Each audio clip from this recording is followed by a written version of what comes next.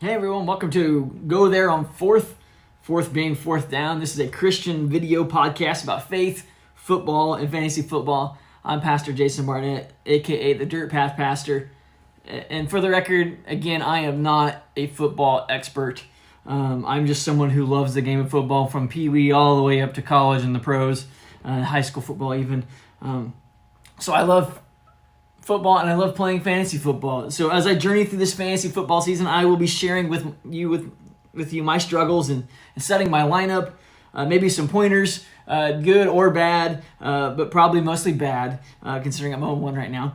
And I'll be doing that every Thursday. And then on Tuesday, I'll do another video kind of recapping the weekend, as well as sharing how my picking each NFL matchup has worked out. And then, like I said, on Tuesdays, we're going to run back through that and kind of see where I stood. I can't do any worse than last week. I was at 60%.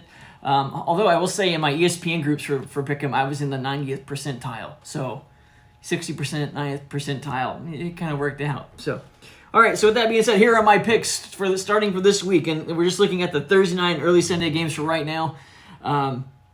The first game up is the Chargers versus the Chiefs. And that one is tonight. I know Justin Herbert is supposedly going to be the next Patrick Mahomes, but he's up against the real Patrick Mahomes tonight in Arrowhead. I'm picking the Chiefs to win that one, although it should be a fun game to watch. Jets versus the Browns, moving into our early Sunday games. It's the Jets versus the Browns, and I know the Browns have unveiled a new logo, and I know this is dangerous, but I'm going to pick the Jets to win this one. I know their starting quarterback's hurt. Joe Flacco's playing, but for some reason I'm having a hard time picking the Browns, so I'm going with the Jets. I'll probably regret that one later. Next up is the Commanders versus the Lions. The Lions are at home, and the Lions gave the Eagles a tough time, so I'm picking the Lions on this one. Buccaneers versus the Saints.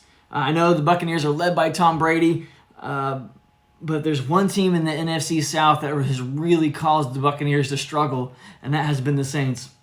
I know they don't have Drew Brees anymore, which that's really been 2 years now, hasn't it? But still, it's the Saints. So I'm picking the Saints at home against the Buccaneers. Panthers versus the Giants. I'm picking the Panthers this week. I think the Panthers are going to bounce back, and I think the Giants are going to come back down to earth. Patriots versus the Steelers.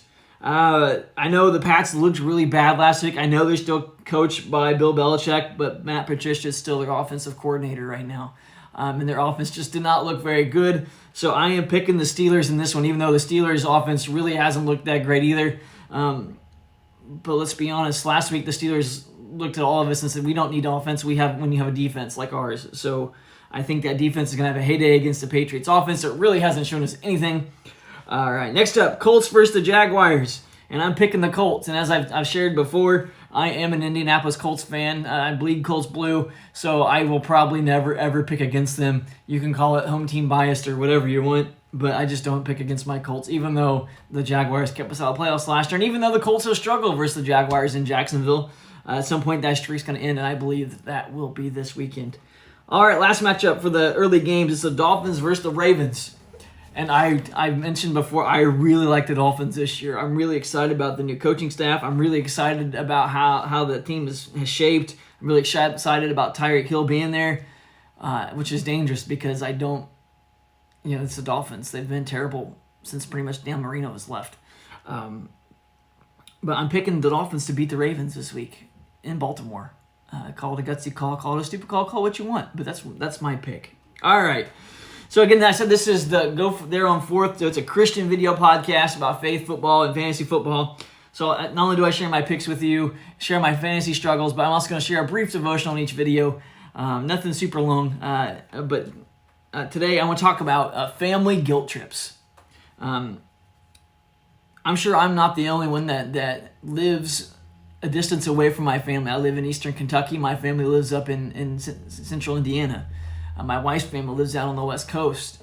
So you can imagine, for us to go visit family, my wife and my 3 kids and I, it's a big time commitment. It's to go visit my family in Indiana, it's at least a day. It's a 4-hour trip almost to get up there, and then you have to think about the drive back. And to see my wife's family, that's an all-week adventure, if not 2-week adventure.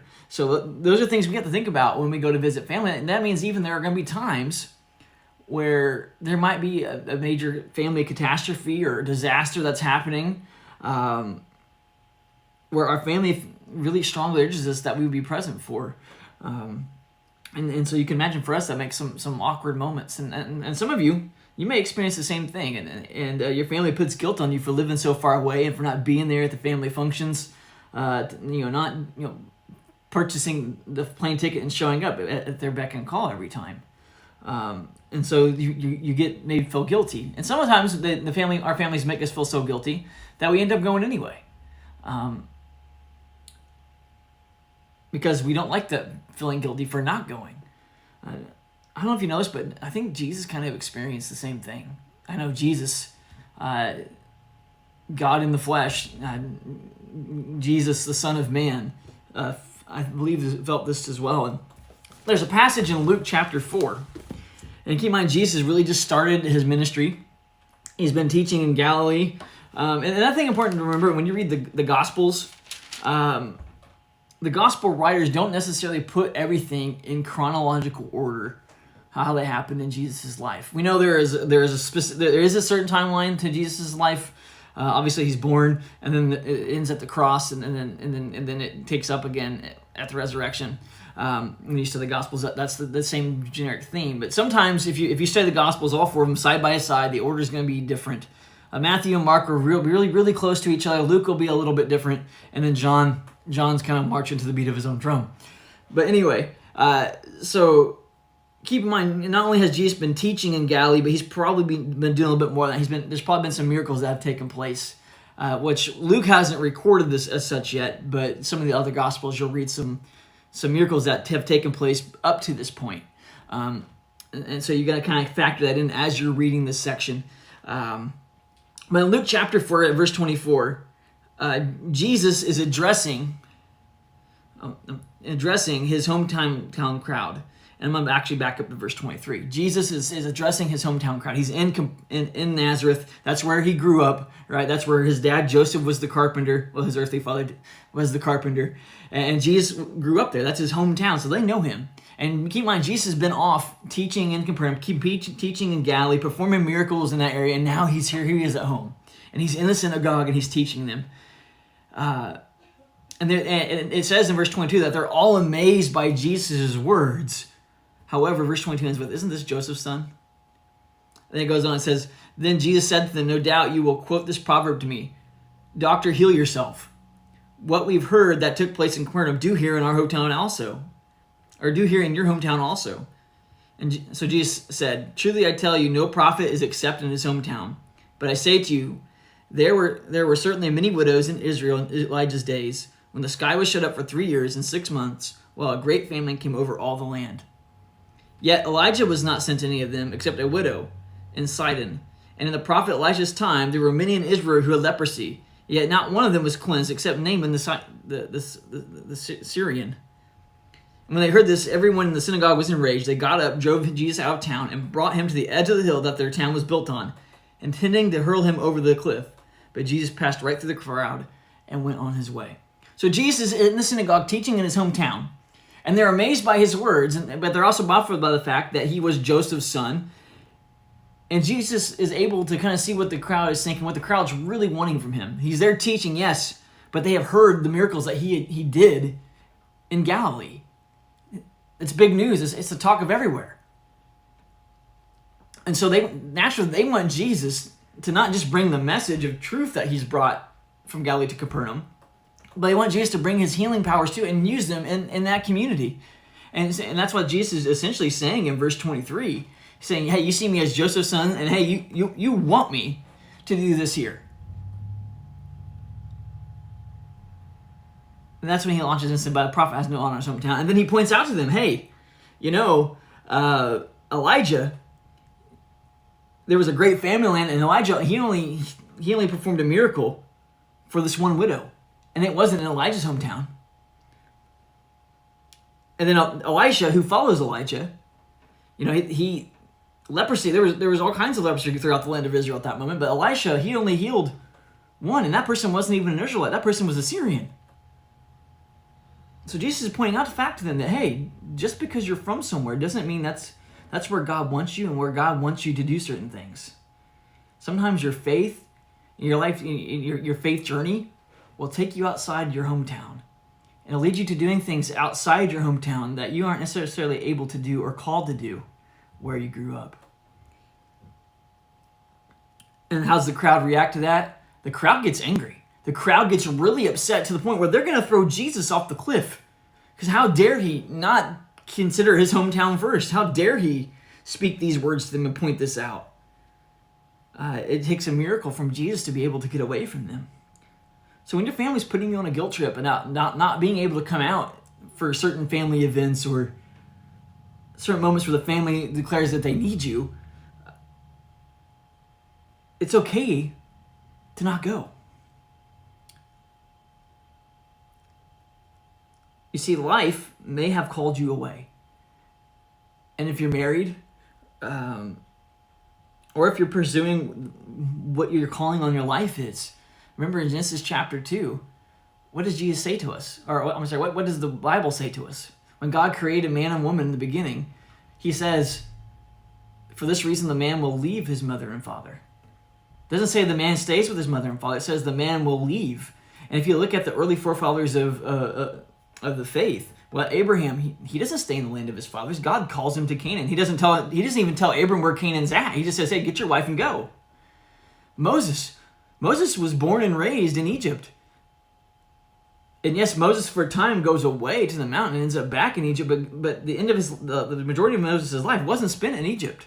Yes, his early life was, but his journey led him away from Egypt to taking the people to the cusp of the promised land. For some of us, God calls us away from our hometowns. God calls all of us out of our parents' household. But for some of us, God calls us farther than that. God calls us to the far reaches of the globe or the other side of the country or the next state over. And that's okay. That's just, life has worked out for you that way. And I'm not saying that family is important. Family is extremely important. We should be there for our families. We should love our families. We should support our families. And if those moments come up and we can go, we should. But when we go, we shouldn't be going out of guilt. Because love is not based on guilt. Guilt is attached to shame. No, love wants what's best and seeks what's best. And let's be honest with ourselves. Sometimes we want to go and be there for our families. We want to be there and walk with them through certain moments. But life just doesn't make that possible. We can't go. So don't feel guilty for telling your family no and saying that you can't make it this time. Trust that God has worked it out some other way. All right, that's my devotional for this time. And if you enjoyed that devotional, or be sure to visit ravnaz.com. That's the church where I'm pastor. I'm the pastor at the Ravenna Church of the Nazarene. Our Sunday morning worship services start at 11 a.m. and we would love to have you come and worship with us. Matter of fact, this week I'm talking about, we're kind of focusing on Freedom Sunday and the plight of people around the world. We're talking from Deuteronomy and about what happens when slaves escape according to the laws in Deuteronomy. So if that's something that interests you, intrigues you, consider joining us. 11 a.m. Eastern Time here in Ravenna, Kentucky.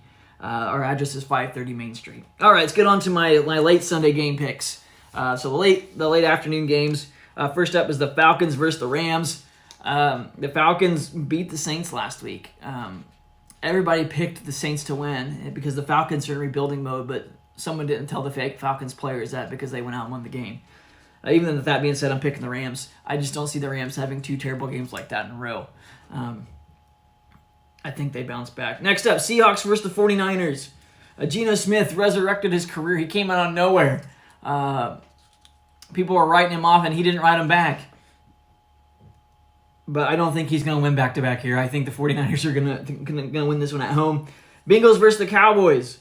Well, I'm taking the Bengals in this one. Come on now, the Cowboys. I mean, they're just taking open. If you have any arm talent whatsoever, maybe go try out and see if they can use you. But Bengals over the Cowboys. Texans versus the Broncos. I'm picking the Broncos in this one. Again, I don't think Russell Wilson and the Broncos are going to drop two in a row. Cardinals versus the Raiders. I'm picking the Raiders in this one, just because I like that matchup better. Maybe it's some wishful thinking because Derek Carr is my fantasy football quarterback. All right, we're going to talk about my team struggles as I set my lineup for this week. I'm kind of a weirdo when it comes to setting my lineup. I set my lineup on Thursdays, and unless there is an injury that changes things, I do not shift my lineup at all. I kind of set on Thursdays and I let it ride, right? I don't doubt my Thursday self from this point, even though sometimes I probably should. So I'm going to kind of take you through my team. My league's called the Mighty Managing Armchair Rangers. It's a 12-team PPR league with some custom scoring. It's made up of myself, a couple pastor friends, and some church folk. And it's a pretty competitive league. And I'm 0-1, so I've got to get back in the win column this week. It's kind of important. And this week is a divisional game. In our league, you play every opponent once. You play your division opponents twice, and there's 3 divisions. So this is a big game. All right, so I realized I haven't even actually told you who's all on my team yet. So rather than what I did last week, just point out my dilemmas, I'm going to kind of take you through position by position that I have and why I'm going with them. So my quarterback is Derek Carr, and he's going against the Cardinals' number 32nd ranked defense. So I'm pretty excited about that matchup. My backup quarterback is Justin Fields, and Justin Fields has a pretty favorable matchup too. But I'm going to stick with Derek Carr, proved, tried and true. My running back 1 is Austin Eckler of the Chargers, and he's going against the Chiefs this week.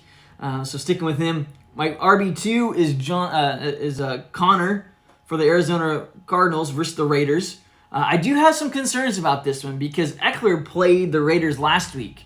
And Eckler had 14 rushes for 36 yards, 4 catches, and 4 targets, though, 36 yards, but he had no touchdowns. And Connor really had similar stats last week versus the Chiefs. But really, at my RB2 spot, I really have no other options but then to let this ride. I mean, I could bump Michael Carter up to this spot, but that just really deepens my other concern that I'm going to share with you here in a minute. So I'm going to let Connor ride this one out. I just feel like, again, he had, I think it was 11 carries and plus another 5 catches on 6 targets last week. So he had about 17 touches. So even though, and I think he even had at least 1 touchdown, if not 2. I'm pretty sure it's 1 touchdown in that game. So I'm going to stick with Connor and let that one ride out. My receiver 1 is Tyreek Hill, and he's going against the Ravens. It's Tyreek Hill. You don't take him out unless you have to, unless he's injured. Receiver 2 is Deontay Johnson, and he's going against the Patriots. And Deontay Johnson is a player that I picked up in a trade last week. And I set him last week. I had him on the bench because I thought, well, it's Mitch Trubisky, and it's a divisional opponent. There's just too many unknowns for me to start. And it kind of didn't work out for me because I think he put up at least 15 points in our league because he was targeted 12 times and caught 7 of those. So that just speaks to the volume of touches that Johnson's going to get in that offense. I have some concerns, though. I'm leaving him at the receiver 2 spot this week, but I have some concerns. He's playing the Patriots, which that's a favorable matchup. The Patriots are the 26th ranked defense. But the problem is Mitch Trubisky, or True Biscuit is what I like to call him. True Biscuit. He is their QB against the Patriots this week. And I'm not sure that I'm going to blame. I mean, I'm sure the Bengals defense kind of tightened things up in the second half and made it a little more difficult for him. But let's face it, this is Trubisky's at least his 3rd team, if not 4th, right? This is his 3rd team. And he started for several of those, but he hasn't remained the starter consistently. There's a reason for that. And matter of fact, there's many that don't think Trubisky, myself included, that Trubisky's going to make it very far as a starter for the Steelers this season. With that being said, even last week with with Trubisky at quarterback, Johnson got targeted 12 times, and yes, he barely caught just over half of those. But still, I think that just the sheer volume of opportunities that he got, it was most likely to be repeated again. So I'm sticking with Johnson in my starting lineup. All right, Everett, tight end. I'm starting him versus the Chiefs. He's on the Chargers. Last week I had Henry from the Patriots as my starting tight end, and that didn't work out. Henry scored a whopping 4 points. In this last video, I shared that I would be tight end shopping. As a matter of fact, I was waiting on somebody to clear the waivers, and Everett was it. Trust me, there's not much in our waiver wire to look for tight end wise, and Everett was kind of near the top. I think there was one other ahead of him, but the matchup for that one I wasn't crazy about. So I picked up Everett, and so as long as he scores more than 4 points, and that's going to be an improvement. So we'll see how it works out. Now we move on to my flex player. And my flex player was my problem last week. And it's going to be my same dilemma again this week. Michael Carter, the running back for the Jets, is who I have in at the moment. And if you recall, last week I danced around whether to start him or not. And I decided to sit him. And it was a disaster. He scored about, I think, 27 points, and I had him on the bench. Right, he outscored pretty much. He outscored 3 of my other starters. So I'm really hesitant to take him out this week, knowing that I messed up last week. With that being said, my problem, what makes it a dilemma for me, makes it a little bit of a harder decision, is the fact that the Browns have the 9th ranked defense versus running backs, which means they have a really, really tough run defense. I mean, the Browns just have a tough defense. But here are my options if I take Carter out. Okay, if I take Carter out, I have Darnell Mooney as the receiver for the Bears. And Mooney's stats were weak last week. But in his defense, the Soldier Field for the Bears was like a giant slip and slide. I think the stat I read was that both teams combined for 285 passing yards together. So it's one of those games where you could try and pass the ball, but it probably wasn't going to work out because it was just that poor of conditions. So Mooney is an option. My second option is Hunter Renfrow, the receiver from the Raiders. But he only scored 5 points last week. Matter of fact, I had him up starting at my receiver 2 spot last week because they were going against the Cardinals. And he had a lot of catches and a lot of yards last year, Renfrow did.